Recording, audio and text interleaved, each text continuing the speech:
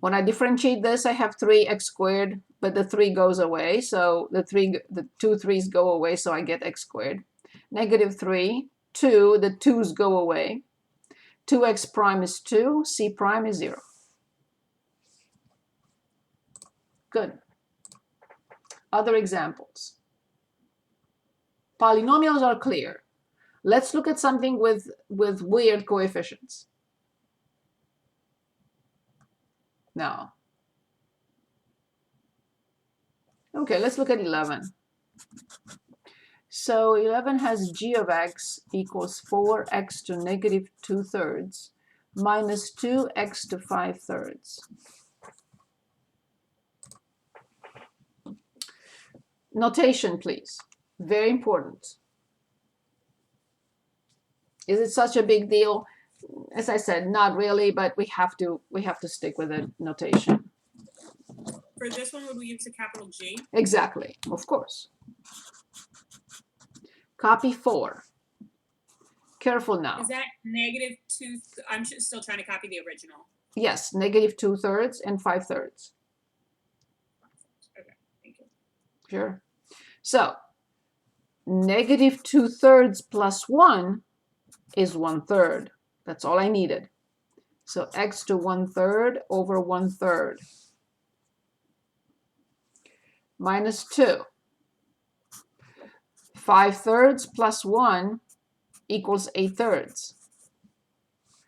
X to 8/3 over 8/3. Always the same number in the denominator. Plus, which function prime is 0? C. Yes. I have to flip these denominators. So g of x equals 12x to 1/3 minus, it's 6 over 8, and I will have to simplify that, x to 8/3 plus a constant c. And here I have to simplify and change this into 3/4.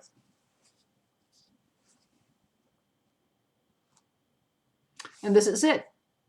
This is the most general antiderivative of the given function. It's a family of functions, many functions which have, many functions whose derivative is g, lowercase g. Any questions? Okay. Now for something like 13, you will have to replace x by the square root of x by x to 1/2. And you will have to replace it. It's the same with this. So x will be x to 1/2, and the cube root of x will be x to 1/3. So this is exactly what we have here, but you have to change it first. X to 1/2 and x to 1/3.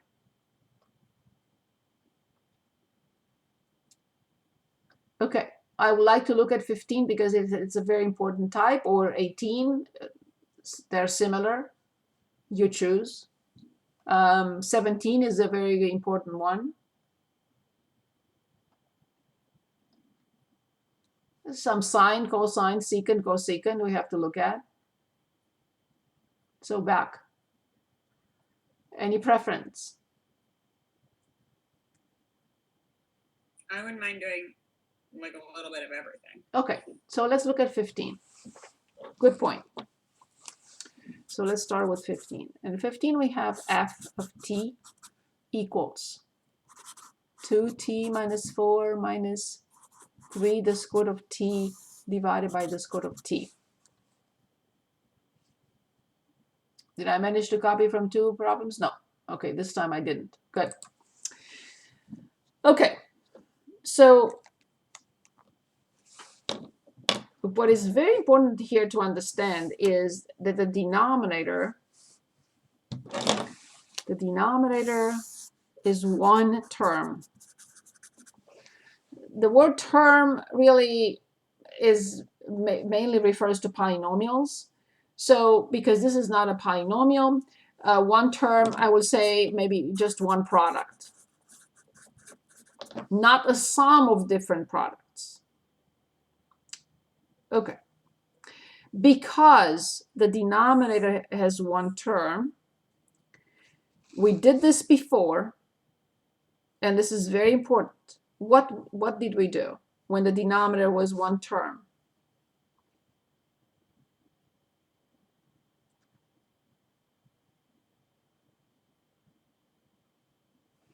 We added it up to the top for the numerator. Nope. Or like multiplied it. Nope.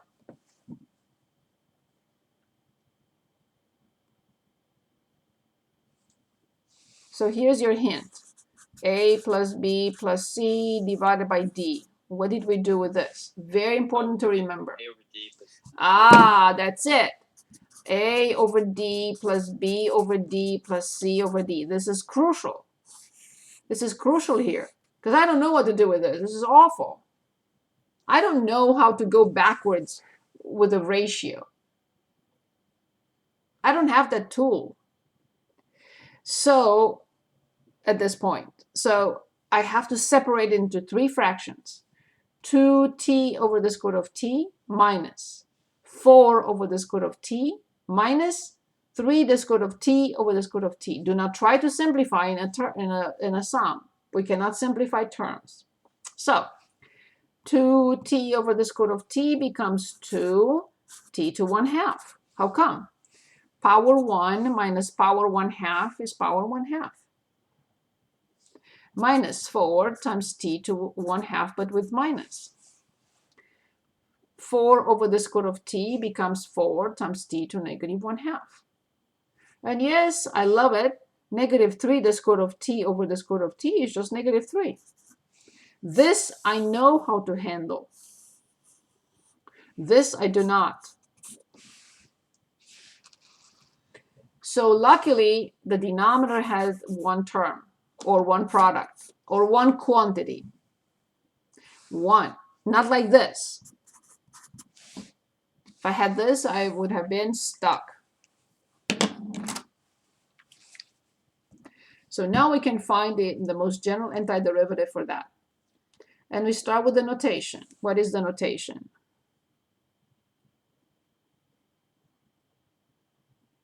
Capital F of t. Exactly. Excellent. I will not have enough room here, so I'm going to move on to the next page. So indeed, uppercase F of t. And now it reduces to, we go back to the same thing we just did a minute ago. 2, 1/2 plus 1 is 3/2 over 3/2 minus 4. Negative 1/2 plus 1 is t to 1/2 over the same number, minus 3t plus a constant c. I have to muscle it a little bit and simplify it, but let's do this again. T to 1/2, I have to add 1 to the power. 1/2 plus 1 is 3/2. And I divide, this is easy, I don't have to calculate anything. I divide by the same number always. I copy negative 4. I see t to negative 1/2. Negative 1/2 plus 1 is 1/2. So t to 1/2 over the same number. This is always easy because it's linear. What function prime is negative 3? It has to be negative 3t. And then what function prime is 0? It can only be a constant. So now we have to work a little bit on it. Tiny bit. So let's see what we get. Uppercase F of t, I flip. So I have 4/3, t to 3/2. I flip, minus 8, t to 1/2, minus 3t, and plus c. So this is a family of functions, and all of them have the same derivative. This one, or this one, same thing. How do you feel about this so far? I think I get it. Okay, good. Yeah, it's definitely, I have to sit there and think. Yes, that's why I always That's something I say, can do yes, quickly. that's why you can always check. You don't need anyone to tell you, is this correct? No, you don't need that. You just differentiate and see if you get the initial. Differentiate, see if you get the initial. Differentiate this, you know, I mean, from here to the previous step. Okay. Now I would like to look at 17, definitely. And then I'll let you choose the next one. We should look at some trig. So let's look at 17 first. So f of x equals 2 over 5x minus 3 over x squared. Okay. I would like you to, when you see 2 over 5x, I would like you to be able to immediately imagine this. This is extremely important because this is what that means. It's hidden, but that's what it means. And also here, I would like you to immediately imagine this. It's hidden, but that's what it means. Once you are able to see this, you will never be able, you know, be able to undo that. And this is very important. Like here, when I see this, I have to think of this over this, this over this, this over this, immediately. Same thing with this situation. So if somebody tells me 2 over 5x, this is what I see. If somebody tells me negative 3 over x squared, I have no. This is what I see. Decomposed in simple parts. So now I know you already will tell me uppercase f of x. And that's how I know how to handle this. Because 2/5 will stay outside, patiently waiting. I need to determine or find the function whose derivative is 1 over x. There is only one function who has the derivative 1 over x.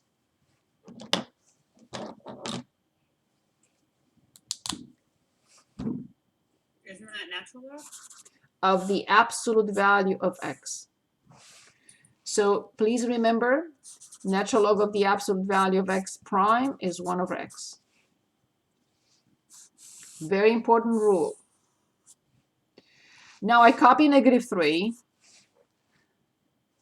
and I have to think, maybe I copy positive 3, because I have to think of negative 1 over x squared. Which function prime? And a long time ago I said, please be careful because this is a very important rule and a very important derivative. Which function prime is negative 1 over x squared? Isn't that 1 over x? Indeed. So that's why I know that this is 1 over x. And of course, I'm asked to find the most general antiderivative. I have to add the constant.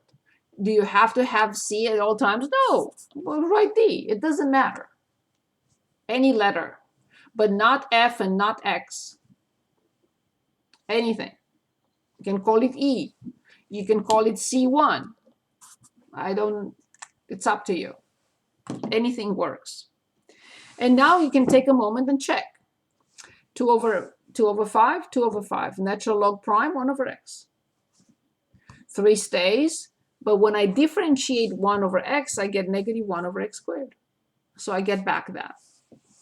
So please remember these two rules. Super important. Now what if I have, let's say f of x equals 1 over x.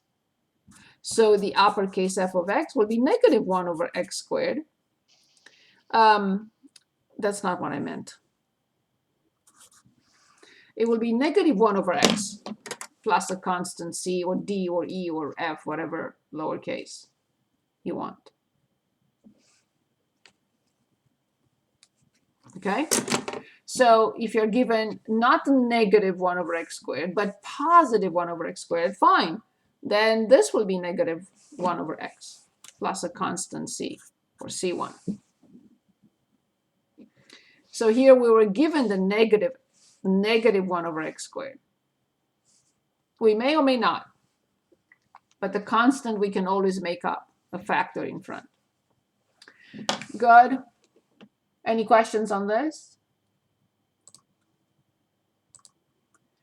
Good. Now your turn.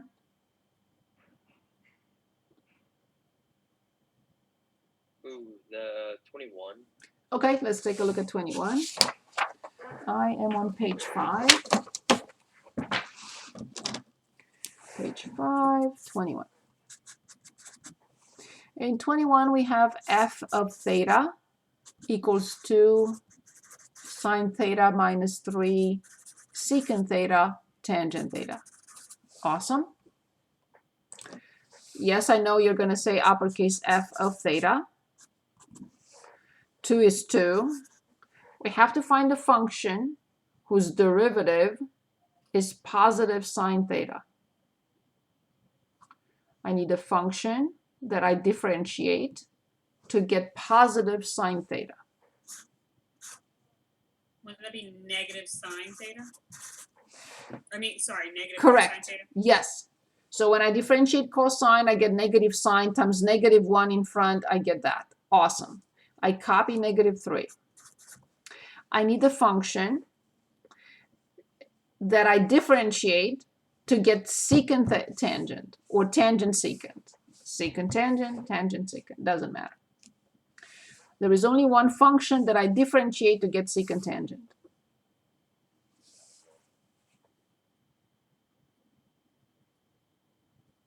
Which function prime is secant tangent?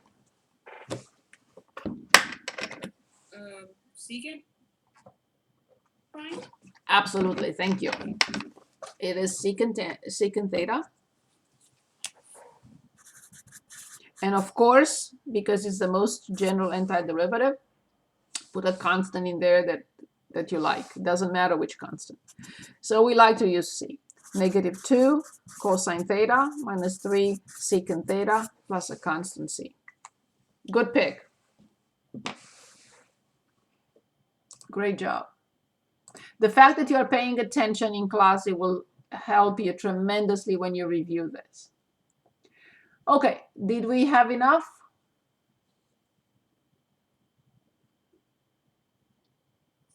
I'd like to do one more. Okay, ready. I think the ones with the fractional